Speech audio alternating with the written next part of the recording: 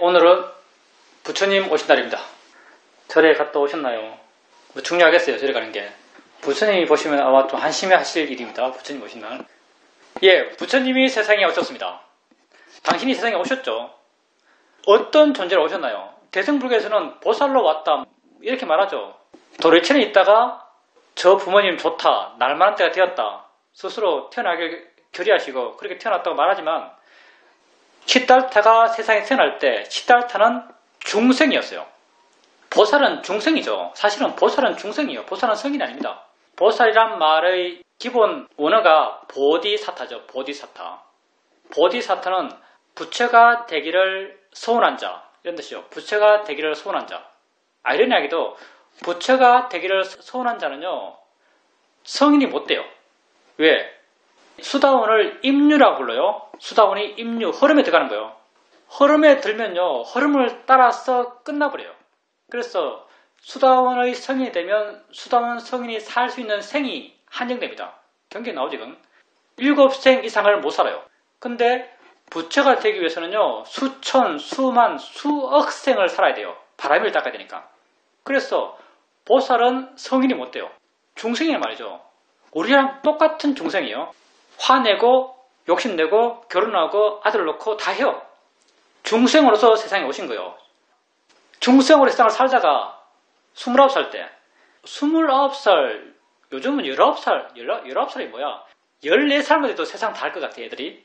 근데 시달타 그렇게 똑똑했다는데 29살 때가 되었어야 드디어 삶의 문제를 깨달아요. 병든다는 것, 죽는다는 것, 늙는다는 것, 이런 삶의 문제를 깨닫죠. 그전에 몰랐을까요? 그전에 자기 죽는다는 걸 몰랐을까요? 경전을 보면 말도 안 되게 이야기하죠. 몰랐대요. 경전에서는 그전에 몰랐대요. 왕이 다 치웠다죠. 늙은 사람 다 치우고 병든 사람 다 치우고 좋은 것만 보게 했다고 하는데 이게 말도 안 되는 이야기죠. 카필라라고 하는 조만 도시 국가였는데 어떻게 모를 수가 있겠어요. 그럼 우리는 이걸 어떻게 이해해야 될까요? 안다는 것과 절절히 느낀다는 건 다른 문제죠. 안다는 것과 절절히 느낀다는 건 다른 문제예요. 여러분은 생의 문제를 얼마나 무겁게 느끼고 계십니까? 여러분도 알죠? 내가 늙는다는 것, 내가 병든다는 것, 내가 죽는다는 것. 여러분 다 아는 거예요. 모르는 사람 있나요? 근데 여러분은 이 문제를 해결하기 위해서 얼마나 절실하세요? 사실 우리는 절절히 느끼지 않죠. 병든다는 건 경험적으로 옛날에도 병들었지, 그러니 앞으로도 병들 거지라고 좀 실감 있게 느껴요. 늙는다는 것도 옛날 사진 보면 늙었네라고 좀 실감 있게 느껴요. 죽는다는 것 여러분 실감 있게 느껴요. 자기가 죽는다는 걸 절실히 느끼고 있는 사람 없을걸요. 자기가 죽는다는 걸 우리는 잘 몰라요. 사실은. 그렇게 생각할 뿐이지. 우리가 우리 삶의 문제를 그렇게 절실히 느끼지 않죠. 근데 시달타는 29살 때 늙은 사람, 죽은 사람, 병든 사람을 보면서 자기 삶의 문제를 절실하게 느껴요. 이것도 대승경전에 보면 중생의 문제를 절실하게 느꼈다고 말하는데 이건 말도 안 되는 이야기예요, 사실요. 자기 문제도 해결하지 못한 중생이 남 문제가 어떻게 더 커 보이겠어요. 여러분이 정말 아플 때, 코로나로 정말 콜콜 거릴 때 옆에 사람 코로나 걸려서 아픈 거 보면서 그 사람에 대해서 무슨 생각이 나요? 내가 아파 죽겠는데, 내가 정말 너무 괴로운데 다른 사람 아픈 게 눈에 들어와요? 안 들어오죠. 왜? 다른 사람의 고통은 여러분이 상상이에요. 이렇지 않을까라는 짐작이죠. 근데 나의 고통은 내가 직접 느끼는 거예요. 그러니 중생의 문제를 느꼈을 때 그건 시달타의 문제였죠. 일반 대중의 문제가 아니에요. 그리고 그분은 당신의 문제를 해결하기 위해서 집을 떠났고 결국 수행의 길을 따라서 당신의 문제를 해결하셨어요. 그리고 당신이 가신 길을 우리에게 말해주세요. 우리는 그런 붓다를 따르는 붓다의 제자입니다. 여러분이 붓다의 제자란 게 실감나게 느끼세요? 잘 안 느끼죠. 사실은. 여러분이 붓다의 제자란 걸 별로 실감나게 안 느껴요. 여러분이 지금 거의 매주 이 법회에 참석하시고 불교 명상을 하고 계시고 그렇지만 붓다의 제자라고 잘 안 느껴요. 왜 그렇게 잘 안 느끼는가? 우리가 이 법에서 부처 이야기 잘 안 하죠. 맨 처음 예경할 때 붓당 사라난 가참이 그렇게 할 때 부참 이야기하고 내내 부처 얘기 안 해요. 경전 이야기도 거의 안 해요. 그러니 스스로 느끼기에 내가 붓다 있어야 맞나? 물론 잘 모르는 사람이 여러분에게 당신 불자입니까? 붓다의 제자입니까? 하면 그렇다고 말하겠죠. 그 사람도 가볍게 물었고 나도 가볍게 말하죠. 근데 내 마음의 느낌적으로 봤을 때 내가 정말 붓다의 제자인가 하면 애매해져요. 별로 느낀 적이 별로 없죠. 우리가 정말 붓다의 제자인가 잠깐 생각해 봅시다. 오늘이 석가탄신이니까 부처님 오신 날이니까 붓다의 의미를 한번 돌이켜 봅시다. 부처님께서 경전에서 이렇게 말하고 있어요. 부처님은 우리에게 행동의 방식을 가르쳐 주셨어요. 이렇게 해라라고 말씀하고 있는 분이에요. 끊임없이 이렇게 해라라고 말씀하고 있어요.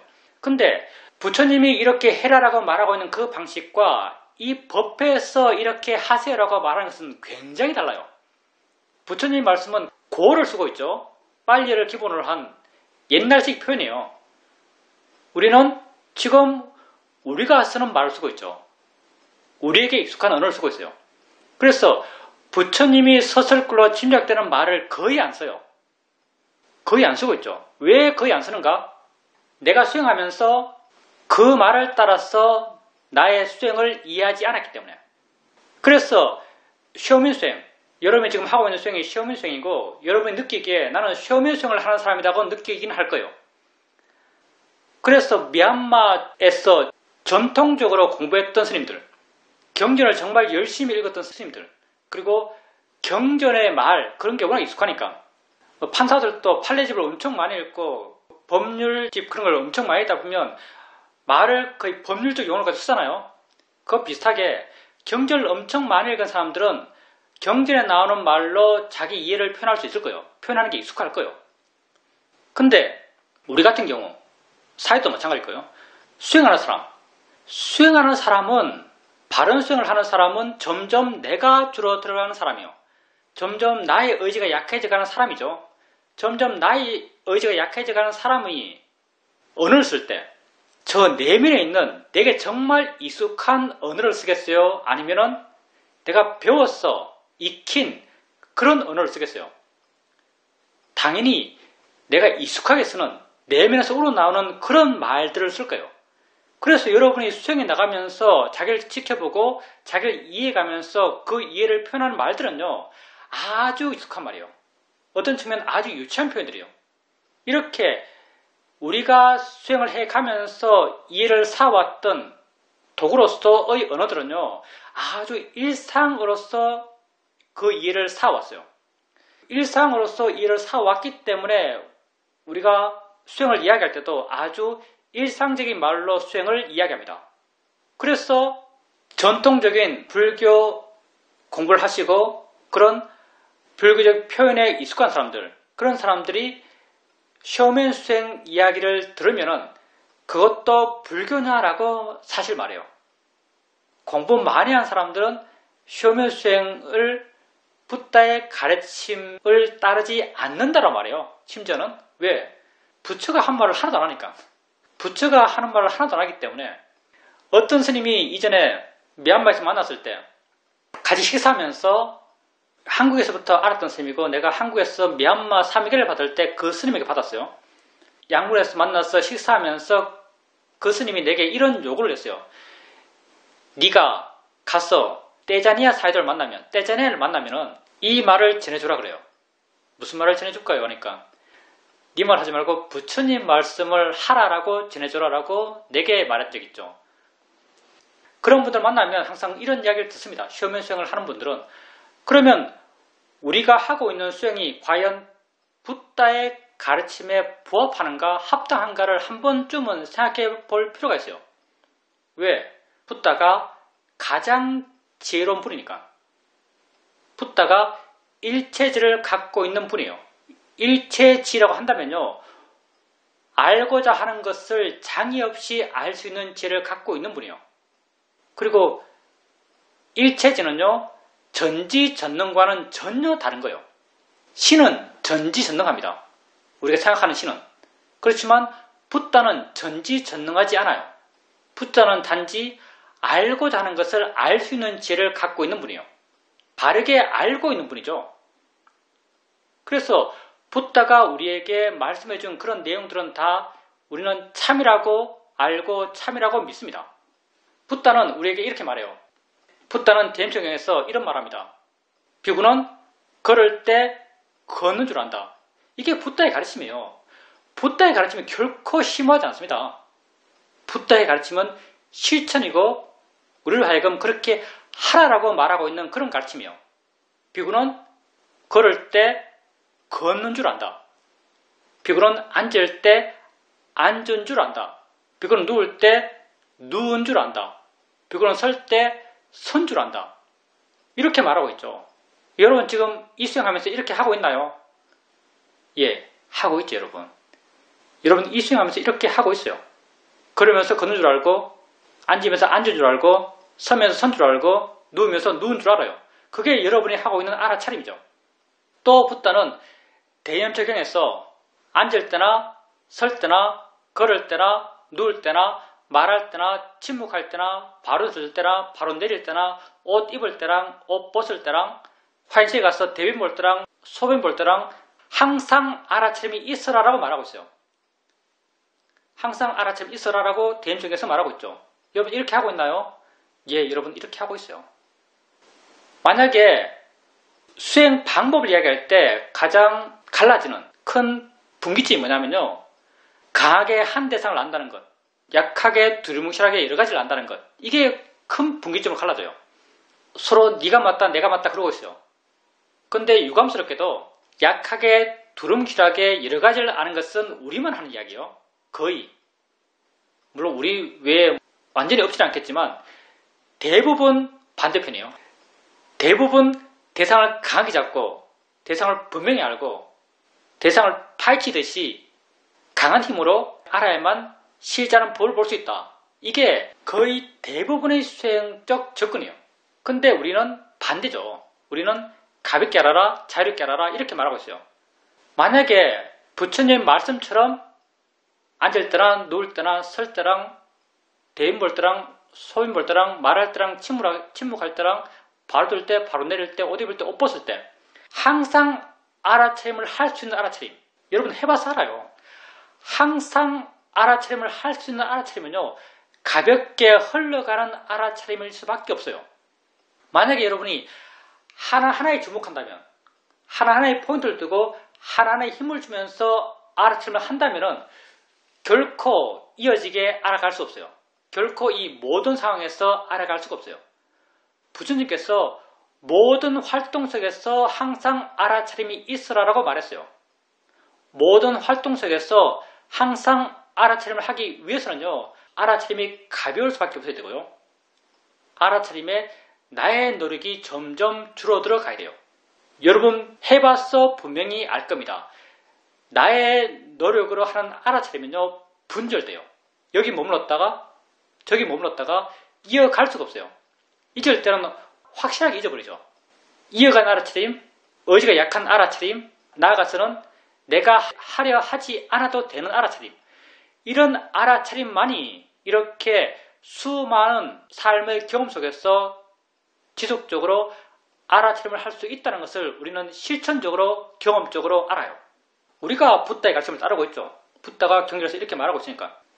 그리고 붓다께서 경전에서 비구요, 몸이 영원한가 영원하지 않은가? 이것도 정말 많이 나오는 문답이죠. 비구요, 몸이 영원한가 영원하지 않은가? 영원하지 않습니다. 영원하지 않은 것이 즐거움인가 괴로움인가? 괴로움입니다. 영원하지 않고 괴로운 것을 너의 것, 너의 진화라고 할 수 있는가? 할 수 없습니다. 느낌은 어떤가? 봄은 어떤가? 의도는 어떤가? 다 이런 구조로 끊임없이 비구에게 물어요. 경전에서 물론 이렇게 설명되어 있고 이것만 읽어서는 꼭 지식의 전달처럼 느껴질 수도 있지만 부처님은 당신 제자들에게 어떻게 실천하라는 실천의 방법을 가르쳐 주신 분이에요. 이걸 현대 우리식 이해로 맞춰서 변형시켜서 말한다면 비구요. 몸을 알 때 그걸 무상, 고, 무아의 시각으로 봐라. 느낌을 알 때 그걸 무상, 고, 무아의 시각으로 봐라. 생각을 할 때 그걸 무상, 고, 무아의 시각으로 봐라. 이렇게 부탁해서 바라보는 시각을, 바른 견해를 우리에게 경전에서 제시하고 있습니다. 이 세 가지 견해가요, 꼭 세 가지 다를 해야 되는 게 아니에요. 한꺼번에 세 가지 마음을 어떻게 일으키겠어요? 이 가운데 어느 하나만 해도 형성되는 마음은 똑같아요. 중요한 건 수행을 바르게 하기 위한 바른 마음을 만드는 것, 이게 중요한 거죠. 세 가지 바른 견해 가운데 무엇을 쓰더라도 형성되는 마음은 똑같아요. 물러나는 마음, 가벼운 마음, 부드러운 마음, 자유로운 마음, 밝은 마음이 만들어져요. 여러분 수행해 나가면서 항상 하는 바른 견해, 자연의 이치다라고 말해요. 자연의 이치라는 것은 내가 하는 것이 아니고 조건되어 저절로 되는 것이다, 이런 의미죠. 여러분이 붓다의 가르침을 실천하고 있는 거예요. 모아의 시각으로 내게 일어나는 걸 반항하는 거죠. 이렇게 붓다께서 경전에서 말하고 있는 그런 실천의 방법을 여러분이 실제 수행해서 실천하고 있습니다. 그 실천을 묘사하는 표현들이 붓다가 쓰신 그런 말을 안 쓸 뿐이지, 우리 일상어를 쓰면서 설명될 뿐이지, 여러분은 실천적으로는 붓다 가르침 그대로를 하고 있어요. 붓다의 가르침을 설명하는 언어에 관련돼서는요, 무엇이 더 옳은 말인가? 어떻게 쓰는 것이 바른가? 붓다 당시 때 수많은 지방에서 수많은 비구들이 붓다의 제자가 되기 위해서 왔어요. 당시 신문이 있는 것도 아니고 공공의 교육이 있는 것도 아니고 각자 지방에서 각자 방언을 썼어요. 서로 안 통하죠. 그런 사람들이 모여서 붓다 밑에서 함께 공부했어요. 그러니까 상당히 똑똑했던 어느 한 비구가 붓다에게 이런 제안을 합니다. 붓다여, 비구들이 쓰는 말이 너무 다르고 또 어떤 사투리는 너무 천해 보이고, 그러니까 가르침도 수준 낮아 보인다. 그러니 우리가 이렇게 말을 마구잡이로 쓰지 말고 하나의 고대 운율로서, 그러니까 품이 있는 언어로 붓다의 가르침을 정리해서 이 품이 있는 언어로 붓다의 법을 함께 배웁시다. 이렇게 하면 좋지 않겠습니까? 라고 붓다에게 말해요. 붓다가 뭐라고 말씀하셨을까요? 붓다께서는 됐다 그만, 니는 그렇게 해라. 자기에게 가장 편한 말로 내 가르침을 배우고 실천하면 그걸로 충분하다라고 붓다는 말합니다. 빨리를 써서 붓다의 가르침을 공부할 게 아니에요. 내 마음에 가장 익숙한 말, 내가 가장 쉽게 이해할 수 있는 말, 내가 평소에 쓰는 말, 그걸로써 붓다의 가르침을 이해하면 그게 충분합니다. 그게 붓다의 말씀이에요. 오늘 부처님 오신 날인데 여러분이 적어도 이날 하루만큼은 한번 생각해 볼 필요가 있습니다. 여러분은 붓다의 제자예요. 이 길을 가르쳐준 최초 인물은 석가모니 부처님이에요. 그 이전에 없던 길이죠. 그 이전에 없던 길이라는 게 무슨 말인가? 그 이전에는 사람들이 고통에서 벗어날 수 있는 길을 몰랐어요. 그 이전에는 사람들은 고통받을 수밖에 없는 존재였어요. 탈출구가 없는 고통의 쳇바퀴를 구르고 있었어요. 좋아하고 싫어하고 미워하고 괴로워하고 생각이 빠지고 생각 때문에 괴롭고 아프다면 아프면 어떻게 받을지 모르고 화로 보니까 더 아프고 더 괴롭고 두려우면 두려운 생각하고 더 두려워지고 끊임없는 고통의 재생산의 삶을 그 이전에 사람들이 살았어요. 그 밖에 탈출구가 없잖아요. 그 밖에 모르는데요. 여러분이 이 수행을 하지 않았다면 어떻게 하겠어요? 걱정할 생각을 해요. 걱정되는 생각을 하고 있는데 여러분 그 걱정되는 생각을 어떻게 할 거예요?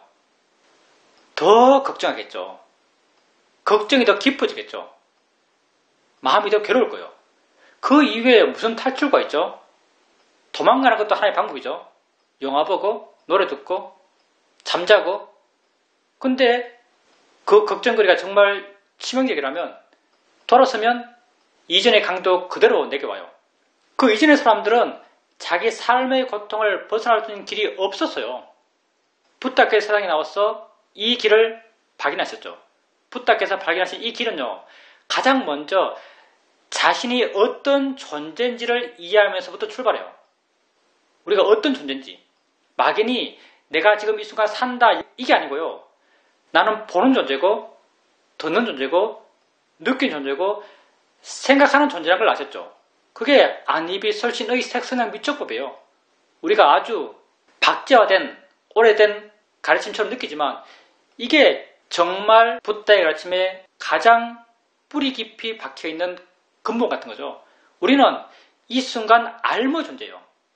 그리고 이 순간 알면서 우리의 고통이 생겨나요. 우리는 이 순간 알므로부터 고통받는 거예요. 근데 수행을 몰랐던 우리가 고통받던 대상들은 어제 있었던 사건, 10년 전의 말실수, 내일 칠 시험, 이게 여러분의 고통의 원인이었어요. 붓다는 그게 아니다라고 아셨죠. 고통의 원인이 뭔지 분명히 아셨어요. 고통의 원인은 지금 있는 것이고 지금 알면서 고통의 원인이 생기는 거예요. 지금 암 때문에 우리는 고통받는 거죠. 그리고 고통의 문제를 해결하기 위해서 지금 알아지는 것에 대해서 우리 마음이 바뀌어야 한다고 아셨어요. 알아지는 것, 우리가 세상에서 고통의 원인이라고 생각했던 것, 시끄러운 소리, 더러운 보이는 것, 공포스러운 생각, 이런 알아지는 것을 바꾸는 것, 그게 세상 사람들의 삶의 문제 해결 방식이에요. 알아지는 것을 바꾸는 것, 대상을 바꾸는 것. 붓다께서는 그게 문제가 아니라는 걸 분명히 아셨죠. 알아지는 것이 뭐가 되었든 그걸 바라보는 마음의 상태에 고통의 발생 원인이 있다고 분명히 아셨어요. 대상을 바라보는 마음을 바꿔야 한다고 아셨어요. 뭘로? 바른 견해로. 어떻게 바뀌어야 되는가? 그 바라보는 마음에 무상에 대한 이해가 있어야 되고, 그 바라보는 마음에 모아에 대한 이해가 있어야 되고, 그 바라보는 마음에 고에 대한 이해가 있어야 된다고 붓다께서는 아셨어요. 바라보는 마음에 무상고 무아의 지혜가 있다면, 무상고 무아가 뭔가? 내가 보고 있는 대상, 느낌이라면 그 느낌의 내재적 성질들이에요. 그 느낌이 무상한 것이고, 그 느낌이 무아인 것이고, 그 느낌이 고인 것이죠. 있다는 것.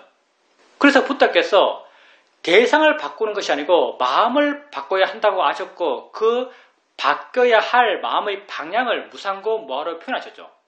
그래서 비고요, 몸이 영원한가 영원하지 않은가? 영원하지 않습니다. 영원하지 않은 것이 고통스러운가 즐거움인가? 고통입니다.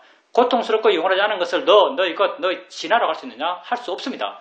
이렇게 무수하게 반복하면서 이 말씀을 하신 거예요. 왜? 바라보는 마음을 이 방향으로 바꿔야 하니까. 그래야만 고통의 문제가 해결되니까. 마음을 바꿈으로써 우리는 자유로워질 수 있다는 이 고통에서 벗어날 수 있는 길을 붓다께서 발견하신 거예요. 그리고 그걸 우리에게 가르쳐 주신 것이고, 그걸 여러분이 실천하고 있어요. 여러분 뭐 하고 있어요? 알고 바르게 알고 하고 있죠. 알고 바르게 알고. 알고 바르게 알고 하면, 아까도 말했지만 책 열심히 읽은 분, 공부 열심히 하신 분은 요겁니다. 알고 바르게 알고. 여러분 알아요. 뭘 알아요? 6가지 감각기관이 일어남을 알아요. 느낌 알고, 소리 알고, 봄 알고, 6가지 감각기관이 일어남을 알아요. 어떻게 알아요? 바르게 알려고 그래요. 뭐가 바르죠? 내가 고통받지 않는 방향, 이게 바른 거예요. 어떻게 봤을 때 고통받지 않는가? 뭐하러 보는 거죠. 우린 주로 뭐하러 봐요? 자연의 이치로 보죠. 이렇게 보고 있는 여러분, 당연히 붓다께서 발견하신 길을 가고 있는 것입니다. 여러분은 여러분 삶 속에서 고통을 해결할 수 있는 길을 알고 있어요. 해나가다 보면 조금씩 절실해질 겁니다. 얼마나 절실한가는 각자 다르겠죠. 여러분은 여러분 삶의 모든 문제, 여러분 삶의 모든 문제는요, 여러분 밖에 있는 조건이 아닙니다. 물론 여러분 삶 속에서는 스스로 생각하기에 내 밖의 조건 때문에 내가 괴롭다고 마음은 믿고 있을 거예요.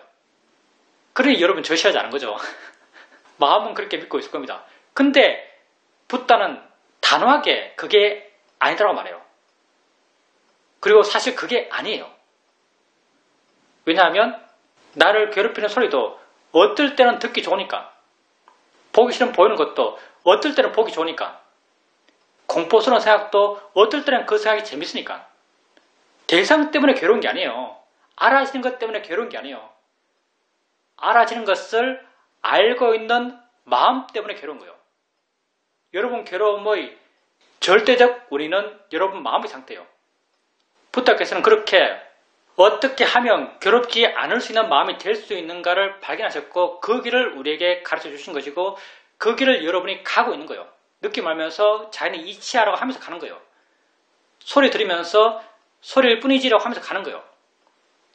그렇게 한 발 한 발 가는 겁니다. 자유로움을 향해서. 그래서 오늘 부처님 오신 날을 처음 해서 다시 한번 생각해 볼 가치는 있는 것 같아요. 우리가 붓다의 제자란 것, 붓다가 가르친 길을 우리가 가고 있다는 것. 법은 곧 길이죠. 길은 곧 실천이고요. 여러분이 실천할 때 붓다의 제자가 되는 거예요. 안다고 해서 붓다의 제자를 할 수 없겠죠. 실천할 때 붓다의 제자라고 말할 수 있습니다. 가장 수승한 분이고요. 모든 걸 알고 있는 분이고요. 가장 바른 길을 가르쳐 주신 분입니다. 우리 삶의 가장 근본적인 문제는 이거거든요. 여러분 삶의 가장 근본적인 문제는 괴로움입니다. 여러분 삶의 가장 시급한 문제도 이 괴로움의 문제 해결이에요. 그리고 부탁께서 이 괴로움의 문제를 어떻게 하면 해결할 수 있다는 것을 우리에게 보여주고 계십니다. 우리가 가고 있는 길이고요. 우리가 멈추지 말아야 될 길입니다. 질문입니다. 손주를 봐줄 필요가 없는 시간이 생겨서 어떻게 할까라고 고민하다가 집중 수행처에 가서 수행해야겠다라고 생각했습니다. 그리고 호두마을에 가서 3박 4일 동안 수행을 하고 왔습니다. 맨 처음 수행할 때는 그곳에서 하고 있는 마시 수행의 분위기 때문에 좀 답답하다라고 느꼈지만 바로 드는 생각이 어디에 있든 실제 있는 것은 다 알아지는 것, 육문에서 일어나는 것일 뿐이고 어디에 있더라도 수행하는 것은 근본적으로 다 같다라는 말이 생각났습니다. 그런 입장에서 접근해 가니까 마음이 부드러워졌고 수행을 쉽게 해 나갈 수 있었습니다. 집중 수행체에서 수행을 하게 되면 주로 마음이 무겁고 눌린 상태에서 수행을 하게 되는데 그 이유는 내가 아주 열심히 하려 그러고 잘하려 그러고 분명한 어떤 수행적 결과를 바라는 마음이 있기 때문이었습니다. 그렇지만 이번에는 스님들에게 배워왔듯이 그냥 수행하려 그러고 가볍게 있으려 그러고 할 수 있는 만큼 하려 그러고 이렇게 수행을 해 나가게 되니까 수행이 아주 부드러웠고 아주 가벼웠습니다. 실제 돌아서 생각해보면 아주 열심히 했지만 하는 순간 열심히 한다는 생각도 없었습니다. 그래서 아주 좋은 수행의 상태를 유지할 수 있었다고 생각됩니다. 한 번은 좌선을 하고 있는데 좌선하는 것이 아주 재밌다고 느껴졌었습니다. 집에서도 할 수 있을 때 좌선을 해 나가지만 이렇게 재밌다고 느낀 적은 별로 많지 않았습니다. 이렇게 재밌게 좌선을 하고 있는데 뭔가 하나에 꽂혔어. 뭔가 좀 깊이 알려 그러고 애씀이 들어가고 이렇게 깊이 알려 그러고 애씀이 들어가게 되면 마음이 살짝 관념적으로 흐릅니다. 관념적으로 흐른다는 것도 알고 그것 또한 물론 나 지켜보지만 이렇게 관념적으로 흐르게 되면 살짝 혼침으로 빠진다는 느낌이 듭니다. 혼침으로 빠진다는 느낌도 그때 알 수 있었습니다. 그렇게 관념적으로 흐르고 혼침에 빠지고 그걸 다시 일깨워주고 해나가는 그런 과정들이 다 재밌다고 느껴졌었습니다. 좌선을 하면서 빛이 마음에 환하게 비치는 경험도 했었는데 그렇게 빛이 마음에 나타나더라도 별로 대수롭지 않게 그냥 그런 걸로 알아갔습니다. 그러다 보니까 훨씬 더 세밀한 곳, 더 넓은 곳에 대한 알미 생겨났고 이렇게 알아가는 범위가 넓어지게 되니까 마음도 덩달아서 더 넓어진 듯이 그렇게 느껴졌었습니다. 이전에 어떤 생각을 하게 되면 그걸 생각으로 알기도 하지만 어떤 때는 이건 생각을 좀 해봐야 할 일이야 라고 판단하게 되고 그렇게 생각을 하기도 합니다. 그런데 내가 경영하면서 알게 된 것은 그렇게 생각을 좀 해야 될 일이야 라고 판단하고 생각할 때 그 마음은 거의 대부분이 번뇌라는 걸 알 수 있었습니다. 호두마을에서 퇴소를 할 때는 몇 가지 해야 될 일이 있습니다. 청소와 이부자리 정리 등등입니다. 수행을 해나가면서 가끔 이것과 관련된 생각들이 마음에서 생겨났습니다. 생각이 생겨났을 때 가볍게 그 생각을 알고 넘어가고 또 알고 넘어가고 했습니다. 그런데 그런 생각이 반복적으로 계속 일어났습니다. 그러다 보니까 그 생각에 대해서 약간 주의를 기울이게 되었고 그 생각을 좀 더 분명히 알아차림하게 되었습니다. 그런 생각을 알아가면서 알게 된 것이 내가 뭔가를 하려고 그러는구나.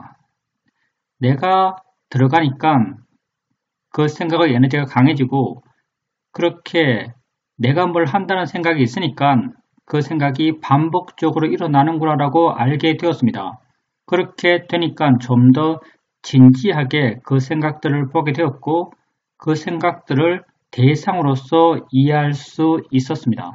이러한 내 수행의 실천과 수행을 통한 내 마음의 변화를 경험해 가면서 다시 한번 마음에 분명히 느껴졌던 것은 내가 하는 방법, 내가 가는 길이 정말 바르구나라는 내적 확신이었습니다.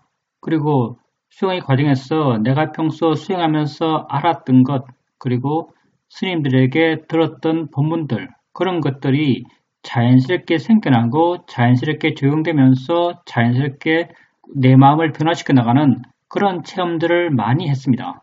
그래서 이번 집중생을 아주 평화롭고 고요하고 자유롭고 가벼운 상태로 집중생을 잘 할 수 있었습니다. 이 길을 간다는 것이 정말 행복한 일입니다. 우리가 하는 수행이 맞는가? 바른 수행인가? 바른 수행이라는 것은요, 수행자 여러분 각자가 아는 거예요. 우리 수행이 바르다고 좀 전 법문하면서 이야기했지만 그건 나의 주장이고요. 여러분 각자가 알아야 될 일이고 여러분은 뭘 통해서 자기가 하고 있는 실천이 바른가라고 확신할 수 있는가 하면 자신의 체험을 통해서만 확신할 수 있어요. 어떤 체험인가? 다 지혜의 체험이에요. 여러분이 지혜에 익숙해지면 지혜가 있을 때 마음의 느낌, 부드러워지고 물러나게 되고 가벼워지고 자유로워지고 밝아지고 하는 그런 마음의 느낌을 통해서 그런 마음의 느낌이 왜 중요한가? 그런 마음이 있을 때 덜 고통받으니까요. 괴로움이 줄어드니까요. 자유로움이 느껴지니까요. 이런 자유로움을 통해서 여러분은 고통이 준다고 알게 되고 괴로움이 줄어듦을 통해서 여러분은 여러분의 길이 바르다고 알 수 있는 거예요. 불교 수행의 길이 바른가 바르지 않은가의 척도는요. 단 하나밖에 없어요. 고통이 주는가. 왜? 불교의 목적이 이거밖에 없거든요. 뭔가 심오한 게 아니에요. 뭐 대단한 깨침 이런 거 우리만 쓰는 말이죠. 대승님만 쓰는 말이지. 불교 수행의 길은 딱 하나밖에 없어요. 고통을 줄어듦. 고통을 줄어들면 뭘 통해서 알게 되는가? 마음이 변화해요. 어떤 식으로 변하는가? 가벼워져요. 가벼워진다. 모든 마음은 대상을 가져요. 가벼워진다가 우리가 쉽게 마음 그 자체의 절대성을 부여해서 마음이 가벼워지나 이게 아니거든요. 가벼워진다는 것은요. 대상에 대해서 가벼워지는 거예요. 물러난다는 것은 대상에 대해서 물러나는 거예요. 괴롭다면 대상에 대해서 괴로운 거예요. 대상에 대해 가벼워지고 부드러워지고 물러나고 자유로운 마음이 대상에 대해서 덜 괴로운 마음이에요. 그렇게 마음이 가벼워지고 부드러워지고 물러나고 자유로워지는 걸 통해서요. 우리의 괴로움을 줄어듦을 알게 되고 괴로움이 줄어드는 마음의 느낌, 그게 곧 지혜가 작용하는 느낌이고요. 그 느낌을 통해서 내가 하는 수행이 바르다고 내 스스로 확신할 수 있고요. 그리고 자기 스스로 확신한다면 남에게 물을 필요가 없어요. 내가 아는 거죠. 내가 아는 거지 남이 나를 하여금 알게 할 수 있는 게 아니고요. 내가 안다면요. 남에게 내가 알아서라고 확신시킬 필요도 없어요. 스스로 확실하게 모르는 사람이 남을 설득해서 자기에게 동조시키려는 그런 의지가 강할 거예요. 정말 내가 안다면 남이 그걸 모른다면 남 손해예요, 사실. 남의 손해죠. 나의 손해가 아니고 남의 손해예요. 정말 내가 가는 길이 발라요. 근데 그 사람 그 길 안 가요. 그러면 어떤 사람은 애달게 괴로워하면서 수고하면서 그 사람을 끌고 나랑 같은 길을 가도록 하려고 그래요. 왜 그렇게 하겠어요? 자기가 가는 길에 대한 스스로의 확신이 부족하기 때문에요. 스스로 잘 모르기 때문에 사실요. 정말 내가 가는 길이 옳다고 내 스스로 분명히 안다면, 물론 남에게 같이 가자고 말하겠지만 안 가면 그만해요. 안 가면 안 가는 거지. 내 스스로 아는 거고 내 스스로 확신하는 거예요. 그리고 수행자님이 자기의 자유시간 동안 집중 수행을 가기로 결심하셨어요. 이게 사실 굉장히 의미 있죠. 여러분은 집에서 수행하고 있어요. 굉장히 익숙한 일상적 삶의 환경 속에서 살면서도 수행 함께 하고 있어요. 웬만해서는 여러분의 바람일이 아주 뛰어나면 모르겠지만 웬만해서는 수행의 밀도가 약한 것이 보통이에요. 웬만해서는 수행의 밀도가 약합니다. 하고 있지만 밀밀하다. 물론 꾸준하게 계속 한다면 그런 밀도도 높아져 가겠지만 일반적으로 밀도가 약한 것이 일반적일 거예요. 그래서 며칠간 집중 수행처에 가서 집중 수행을 하게 되면 훨씬 더 밀도 있게 수행해요. 그래서 집에서 경험할 때는 대수롭지 않은 것도 집중 수행처에서 경험하게 되면 굉장히 큰 문제가 되고 큰 고민을 하게 되고 크게 이해가 생겨나고 큰 어떤 전환이 되나가요. 수행자님이 했던 그런 수행 경험들이 다 하나같이 사실 집에서도 그런 경험을 했을지 몰라요. 근데 그냥 지나가죠. 근데 이렇게 집중 수행처에서 그런 경험을 하게 되면 다시 보게 되고 원인을 다시 찾게 되고 해결책도 어떻게 해야 될까에 대한 고민도 좀 더 진지해요. 그리고 그 고민과 해결책에 대한 내 스스로의 실천, 내 결론에 따라서 내 스스로 실천하는 것, 실천의 힘도 굉장히 강해요. 정말 그렇게 해요. 그리고 경험하는 경험 그 자체의 종류는 똑같거든요. 집에서나 거기에서나.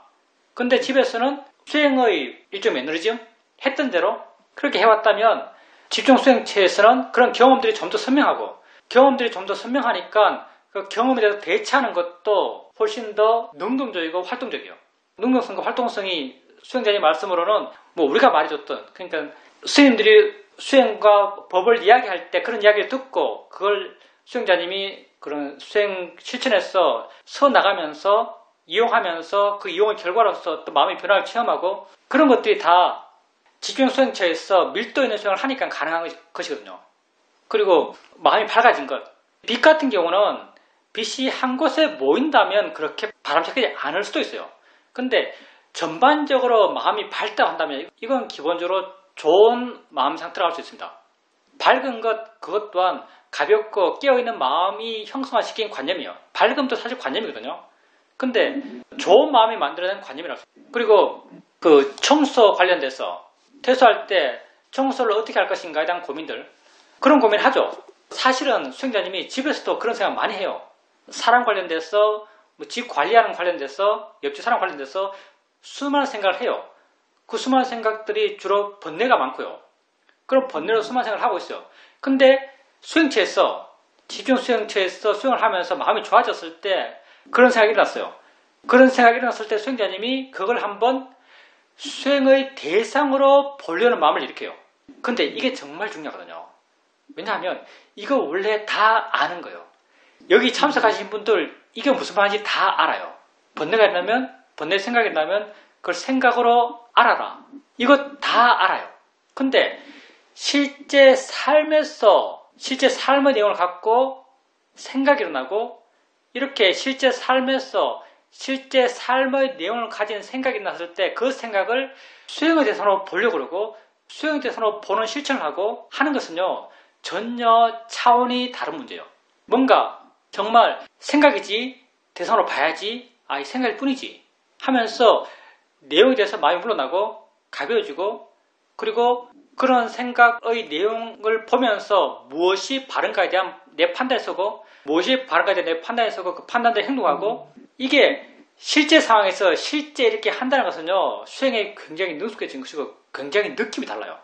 마음의 느낌이 굉장히 다릅니다. 그때 지혜의 느낌이 아주 생생해요. 그냥 이렇게 해야지라고 알고 그냥 지나가면서 생각일 뿐이지라고 한번 생각해주고 이런 것과는 굉장히 다르죠 사실요. 그냥 그렇게 가볍게 지나가는 것과 정말 그 문제가 좀 심각해지고 수행적으로 좀 심각하게 접근해 나가는 것, 그럴 때 느껴지는 것이 많이 다르죠. 그리고 수행자님이 수행처에서 느꼈다는 그런 기본적인 수행의 자세, 열심히 했지만 나중에 생각해보면 참 열심히 했어요. 근데 그 수행을 할 때는 열심히 한다는 생각이 없어요. 이게 정말 바른 수행의 자세죠. 왜냐하면 내가 열심히 해라고 하는 마음은요, 다 내가 하는 마음이에요. 나는 번뇌거든요. 나라고 하는 그 자체가 번뇌예요. 모아가 하는 생각이 나거든요. 그러니 수행자님께서 내가 열심히 했지만 열심히 한다는 생각이 없어요. 그러니까 계속 열심히 할 수 있어요. 만약에 정말 수행을 열심히 하는 사람이 있어요. 옆에 있는 사람이 봤을 때 저 사람 정말 수행을 열심히 해요. 근데 열심히 하는 사람도 스스로 내가 정말 수행을 열심히 해라고 생각하면서 열심히 하고 있어요. 이 사람 마음은요, 점점 딱딱해집니다. 이 사람은 열심히 하지 않는 사람 보면 화가 나요. 좀 웃기지 않습니까? 욕심과 어리석음을 줄인다면서 수행하고 있어요. 근데 이 사람은 열심히 하고 있고 자기 스스로도 나는 열심히 수행하고 있어 라고 생각하면서 열심히 수행하고 있어요. 이런 사람들은 열심히 하지 않는 사람 보면 화가 나요. 그러면서 열심히 하고 있는 자기에 대해서 점점 암만심이 생겨나요. 점점 자기 마음은 동요해요. 열심히 하지만 점점 동요해요.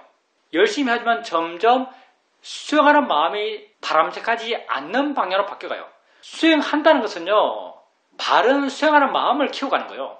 이렇게 내가 열심히 해라고 하는 사람은 외형적으로 열심히 하지만 내면적으로 수행을 바르게 열심히 하는 사람은 아니에요. 수행의 바른 길이 아니거든요. 그러니 수행자님이 그 수행처에서 가졌다는 수행에 대한 기본적인 태도, 열심히 하지만 열심히 한 줄 모르는 태도, 이게 정말 바른 수행의 자세고요. 이런 마음이 되었을 때 정말 열심히 할 수 있어요. 왜냐하면 내가 열심히 한다는 생각이 없기 때문에 그 열심히를 멈추지가 않아요. 내가 열심히 한다는 생각으로 열심히 하면요, 반드시 이 길은 멈춥니다. 어느 순간 부러져요. 점점 뭔가 경계 있다고 딱딱해지면서요, 어느 순간 부러져요. 놓치면은 아주 오랫동안 분명하게 수행을 놓치게 되죠. 이런 마음이 될 수 있었던 것은 수행자님의 수행하는 마음이 좋았고 수행하는 것에 대해서 많이 이전보다 능숙해졌기 때문에 그런 마음이 될 수 있습니다. 수행은 하는 것이에요. 하는 것에 포인트를 계속 더 나가다 보면요, 점점 수행에 대한 마음이 이렇게 변해갑니다. 질문입니다. 오늘이 초팔일이기 때문에 새벽부터 일어나서 단마숲에 다녀왔습니다. 새벽 4시 때부터 일어나서 준비해서 다녀왔는데 속으로 살짝 걱정되기를 이건 너무 잠이 부족한 게 아닌가라는 생각이 들었습니다. 그 생각을 따라서 일어나는 마음은 뭐 부족하면 부족한 대로 졸리면 졸면 되지, 되는 대로 하면 되지, 이런 마음이었습니다. 그래서 편안한 마음으로 출발했고 물론 과정에서 졸기도 했지만 별 마음의 동요는 없었습니다. 그렇게 단마숲에 가니까 저는 스님이 없을 줄 알았는데 스님이 있어서 마음이 너무 좋았습니다. 그런데 이 좋아하는 마음도 그렇게 집착으로 좋아하는 마음은 아니었습니다. 단마숲의 모습이나 꽃들이나 나무나 아는 사람들이나 모두 다 좋았지만 그리 가깝게 집착해서 좋아하는 마음이 아닌 좀 물러나서 그렇게 지켜보면서 가볍게 좋은 그런 마음이었습니다. 그런 마음이 단마숲뿐 아니라 가고 오는 길 내내 그리고 지금까지도 그런 마음으로 있습니다. 법회에 참석하는 것도 법회에 참석하면 좋지만 또 안되면 어쩔 수 없지, 이런 마음이었습니다. 이렇게 크게 정해놓은 것 없이 살아가면서 그때그때 순간순간 만족하면서 사니까 참 좋다라는 생각이 듭니다. 당연히 꼭 어떻게 돼야 된다는 마음이 없으면요, 마음은 자유로워요. 그러니까 뭐 졸리면 졸지 않아야 된다고 생각하면 정말 졸아요. 왜냐하면 그게 마음에 스트레스가 되거든요. 마음을 긴장시키고 마음을 딱딱하게 만들고 하지 말아야겠다는 그런 마음이 더 그걸 할 수 있는 상황으로 만들어가요. 그러니 우리가 상황에 대해서는 여유를 갖는 게 중요해요. 그리고 그게 우리 수행에서 되고자 하는 마음 상태고요. 그러면 되는 대로 하면 돼요. 세상에서는 이건 해야 돼, 저거 말아야 돼 라는 것은 다 대상들이에요. 상황이 어떻게 돼야 되라고 이렇게 정해놓고 세상을 많이 살죠. 그렇지만 수행은 달라요. 수행은요, 드러날 테면 드러나라는 자세가 수행도 있다 하세요. 드러나려면 드러나라. 왜냐하면 자연이 이치니까. 내가 하는 것이 아니고 조건 따라 나타나는 것이니까. 졸려면 졸아라. 화나려면 화내라. 걱정하려면 걱정해라. 두려우려면 두려워해라. 드러나는 것을 따지잖아요. 드러나는 것을 드러나지 않게 하지 않아요. 드러나면 단지 알아요. 드러나면 단지 아는 것, 그게 드러나는 것도 자유로워지는 길이고, 자유로우면 드러남이 약해져요. 왜 드러나는가? 왜 더 강하게 드러나는가? 그게 드러나지 말아야 한다는 생각이 강하면 강할수록 드러남의 힘도 더 강해져요. 누르려고 하는 마음이 강하면 강할수록 튀어오르려는 힘도 강해져요. 근데 우리는 반대죠. 일어나면 일어나라, 단지 바르게 보겠다잖아요. 일어나도 별 상관없는 마음이 되어 나가는 거예요. 일어나도 별 상관없는 마음이 되어 나가면요, 일어남이 약해져요. 왜? 그 원인이 약해지거든요. 그것에 대해서 집착하는 마음이 강하면 강할수록 그게 강해져요. 집착하는 마음이 약해지면 약해질수록 그게 약해져요. 우리가 수행을 해 나간다는 것도 그것에 대해서 집착하는 마음을 약화시켜 나가는 것, 어떻게 약화시키는가? 바른 견해를 약화시키는 거예요. 대상이야 라고 알면 약해지고요. 자연이 이치하라고 알면 약해져요. 그런 마음을 계속 키워왔어요. 그러니 당연히 그런 마음이 힘이 좋아졌을 것이고, 여유있게 졸기도 하고 좋은 것에 신경도 안 쓰고, 어디 새로운 데 가서도 마음은 좋지만 집착하지 않고, 좋은 사람 만나도 마음은 좋지만 집착하지 않아요. 그게 자유로운 좋아함이라 할 수 있겠죠. 좋은 마음으로 좋아하는 거예요. 좋은 마음으로 좋아하는 것, 내가 자주 비유되는 것은 산 꼭대기에서 산 아래를 내려볼 때 마음이 확 뚫리고 좋아요. 그렇지만 산 아래 정경이 돼서 내가 집착하지 않아요. 저걸 내가 가져야겠다 생각 안 해요. 밤 하늘 보면서 별 볼 때, 아, 좋아라고 생각해요. 그렇지만 그 밤 하늘을 잘라서 내가 가지려고 안 그래요. 그게 지나가더라도, 구름이 와서 가리더라도 별 상관없어요. 그때 그 순간 단지 좋을 뿐이에요. 집착 없이 좋아요. 그러니 수행자님 마음이 어떤 이런 기본적인 좋은 마음의 틀을 갖고 있으니까요, 단맛에 왔더라도 좋다라고 느끼지만 그것에 대해서 별로 집착하지 않아요. 그냥 좋은만 있을 뿐이죠. 집착하는 그런 끈적함이 없는 거예요. 그러니 와서 그냥 즐겁게 지내고, 떠날 때 미련없이 떠나고, 그리고 법회도 참석하면 참석하는 것이고 못하면 그만이죠. 마음이 이렇게 가벼우니까 시간 돼서 참석할 수 있는 거예요. 만약에 이거는 순전히 예지만 참석해야 되는데 참석하지 않으면 안 되는데 라고 절절히 생각하면서 느끼면서 도착했는데 시작한 지 15분 지났어요. 예를 든다면 법회 시작한 지 15분 지났어요. 마음이 동요할 것이고, 그리고 어떨 때는 처음부터 시작하지 않은 법회는 참석하기 싫어하는 마음도 생길 거예요. 이런 경험도 가끔 하거든요. 꼭 해야 된다라고 생각하는 것에 대해서는요, 불완전한 상태에서 그걸 하기 싫어요. 근데 여유 있는 마음은요, 불완전해도 그냥 불완전한 걸 받아들이고 시작해요. 15분 지났어 법회에 참석하더라도 아무렇지 않게 참석해요. 근데 꼭 해야 된다는 마음으로 법회에 참석하는 사람은요, 정시에 참석하지 않으면 뭔가 마음이 불만족스럽지 않을까 생각해요. 전반적으로 수행자의 마음이 이렇게 여유롭기 때문에 굉장히 빡빡한 스케줄인데 불구하고 전체적으로 아주 여유 있는 시간, 마음이 별로 바쁘지 않은 그런 시간들 속에서 자유로움을 느꼈을 겁니다. 그게 우리가 살아가고자 하는 방식이죠. 사실 나도 오늘 새벽 한 3시? 3시에 일어났어. 여러분에게 인터뷰 보내잖아요. 편집 안 했거든요. 새벽 3시부터 일어나서 인터뷰 편집했어요. 어제까지 바쁘게 일하고. 사실 좀 바빴어요. 부처님께서 저리 열심히 하지 말라고 그렇게 말씀하셨는데, 부처님 말씀대로 살았으면 벌써 알아냈겠죠. 부처님 말씀대로 못 살아서 아직 세상에 묶여서 이렇게 살고 있습니다. 저리를 하면서, 등 달면서. 뭐 하면 하는 거죠. 근데 남들은 그렇게 일하고 오늘 하루 종일 바쁘고 저녁에 법회 어떻게 할래? 이렇게 말해요. 정말 피곤하겠다고 이렇게 말해요. 근데 사실 별로 안 피곤해요. 별로 크게 피곤함을 안 느낍니다. 아마도 법회 때 하는 말들이 좋은 말들이라서 그런 것 같아요. 그리고 아까 기초수행법을 하면서는 그렇게 말하면서도 어떤 이해도 새롭게 생기고 그랬거든요. 아까 기초수행법을 하면서 어떤 이해가 생겼는가? 사실 내 번뇌거리가 하나 있어요. 상당히 강한 번뇌거리라서 계속 내 마음에 생각이 나요. 그런 생각이 날 때는 그 생각의 내용이 내 마음에 심각하다라고 느끼기 때문에 생각이 계속 일어나는 거죠. 근데 아까 기초수행법을 하면서 정말 내게 실제 있는 것은 이 순간이구나. 이 순간 본다는 것, 이 순간 든다는 것, 이 순간 느낀다는 것, 이 순간 생각한다는 것, 이게 정말 내게 실제 있는 것이구나. 내게 정말 중요한 것은 이 순간이구나.